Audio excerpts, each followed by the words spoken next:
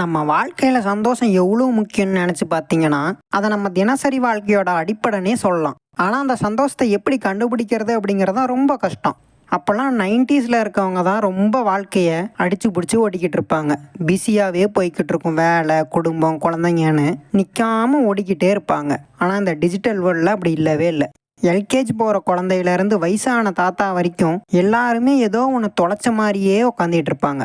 இந்த ஓட்டத்தில் நம்ம சந்தோஷத்தை எங்கேயோ தொலைச்சிட்டு முழிக்கிற மாதிரியே வாழ்க்கையை வாழ்ந்துக்கிட்டு இருக்கோம் எல்லாருமே.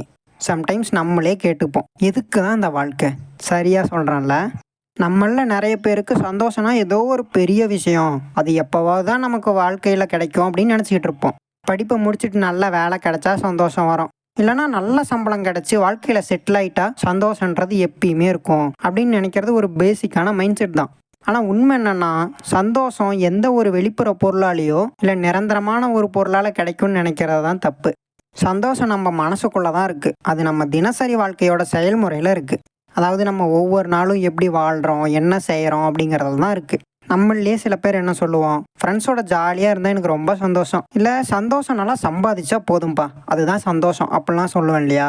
ஆனால் இது எல்லாமே ஓரளவுக்கு தான் உண்மை. இதுதான் முழுமையான உண்மை அப்படின்னு கிடையவே கிடையாது.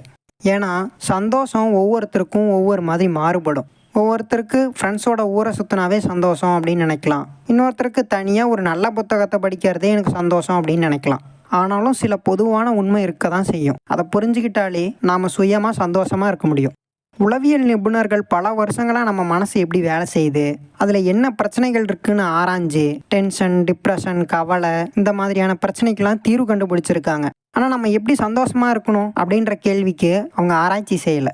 ஒவ்வொரு நோய்க்கும் மருந்து கண்டுபிடிச்சிருக்காங்க, ஆனால் சந்தோஷத்துக்கான மருந்து இன்னும் முழுசாக கண்டுபிடிக்கவே இல்லை.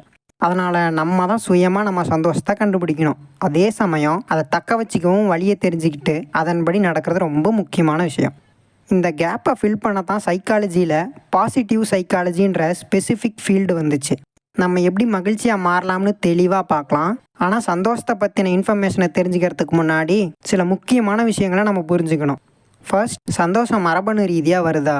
அதாவது நம்ம பரம்பரையில் யாருக்காவது சந்தோஷமாக இருக்கிற குணம் இருந்தால் அது நமக்கு வருமா? செகண்ட், நம்ம சந்தோஷம் நம்ம சுற்றி இருக்க சூழ்நிலைகளை பொறுத்து இருக்கா? அதாவது நம்ம வேலை, குடும்பம், பணம் இதெல்லாம் பொறுத்து சந்தோஷம் மாறுமா?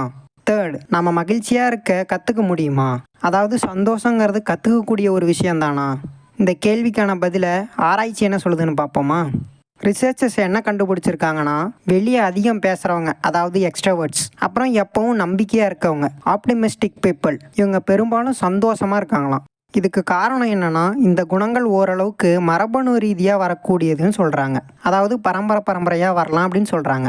இன்னும் தெளிவாக சொல்லணுன்னா, நம்ம மகிழ்ச்சியில் 35 to 50% நம்ம மரபணு ரீதியாக தான் வருதுன்னு சொல்கிறாங்க. அதாவது நம்ம அப்பா அம்மா, தாத்தா பாட்டி இவங்ககிட்டேருந்து நமக்கு வர குணங்கள். அப்புறம் 10% நம்ம சுற்றி இருக்க சூழ்நிலைகளால் வருது. நம்ம வேலை, வீடு, கார் இதெல்லாம் பொறுத்து. இதெல்லாம் வச்சு பார்த்தா நம்ம மகிழ்ச்சியில் 60% நம்ம கண்ட்ரோலில் இல்லை. உங்கள் பரம்பரையில் எல்லாரும் சந்தோஷமாக இருந்தால் நீங்களும் பெரும்பாலும் சந்தோஷமாக இருப்பீங்க.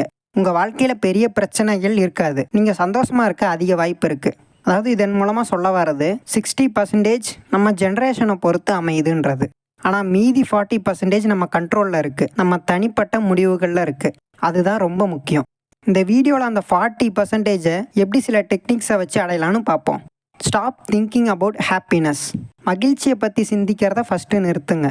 இது கொஞ்சம் கான்ட்ரடிக்டாக இருக்கலாம், ஆனால் இதுதான் உண்மை. நான் உங்ககிட்ட உங்களோட நாளைய நாள் எப்படி இருக்கணும் அப்படின்னு ஒரு நோட்லேயோ இல்லை மொபைல்லையோ டைப் பண்ண சொல்கிறேன். இப்போவே நீங்கள் டெஸ்ட் பண்ணியும் பார்க்கலாம். அதாவது நீங்கள் உண்மையிலேயே மகிழ்ச்சியாக இருக்கணும்னா எந்தெந்த விஷயங்கள் உங்களுக்கு சந்தோஷம் தரும்னு நீங்கள் நினைக்கிறீங்களோ அதை எழுதிட்டு அப்புறம் அதை டுமாரோ செய்யணும். நீங்கள் நாள் முழுக்க டிவி பார்க்கணும், வீடியோ கேம்ஸ் விளாடணும்னு எழுதியிருக்கலாம், இல்லை ஃப்ரெண்ட்ஸோட ஃபுல் டே டைம் ஸ்பெண்ட் பண்ணணும்னு எழுதியிருக்கலாம். ஒவ்வொருத்தருக்கும் அவங்கவுங்க சரியான நாளை பிளான் பண்ணிவிட்டு டுமாரோ அதை ஃபுல் டே எப்படி அதில் எழுதிருக்கீங்களோ அப்படியே நடந்தீங்கன்னா என்ன ஆகும்? உங்கள் ஹாப்பி டேவை வாழ்ந்த பிறகு நீங்கள் உண்மையிலேயே மகிழ்ச்சியாக இருந்தீங்களானா இல்லை அப்படின்றது தான் உண்மை.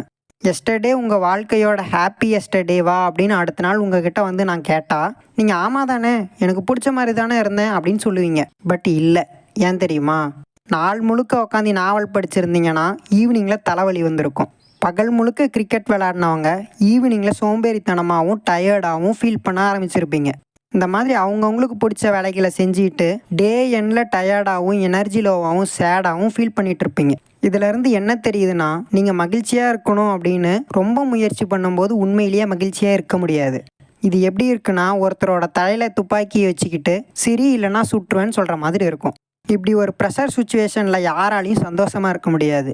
அதுவே ஒரு சிலர் நியூ திங்ஸ் ஏதாவது வாங்கணும்னு நினச்சி அதை வாங்கியிருக்கலாம். புதுசாக ஒரு பொருள் வாங்கும்போது, ஒரு புது ஸ்மார்ட் ஃபோன் வாங்கும்போது கொஞ்ச நாள் நமக்கு ரொம்ப சந்தோஷமாக இருக்கும். ஆனால் கொஞ்ச நாள் கழித்து அது போர் அடித்து போயிடும். அதுக்கப்புறம் வேறு ஏதாவது புதுசாக வாங்கணும்னு தோணும்.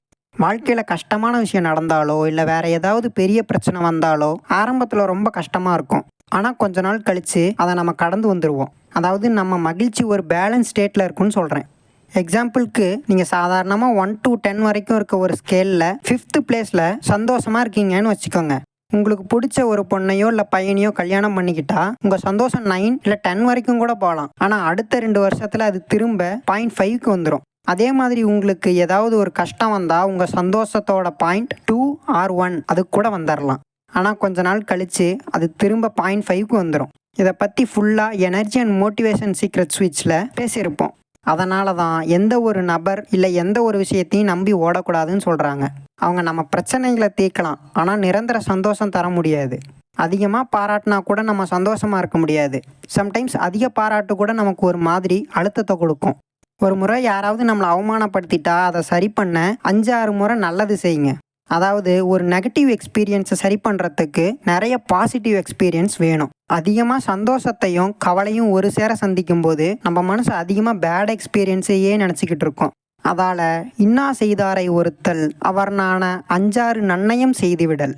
நம்ம ஹாப்பி டேயில் 10 நிமிஷம் ஏதாவது ஒரு பிரச்சனை வந்துச்சுன்னா அந்த நாளே வீணாக போயிடும். அதே மாதிரி ரொம்ப மோசமான நாளில் 10 நிமிஷம் சந்தோஷம் கிடைச்சா அது சூப்பரான நாளாகவும் மாறிட வாய்ப்பு இருக்குது.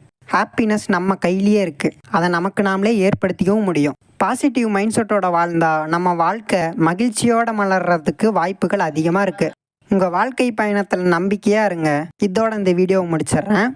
அடுத்த வீடியோவில் பார்க்கலாம். பாய்.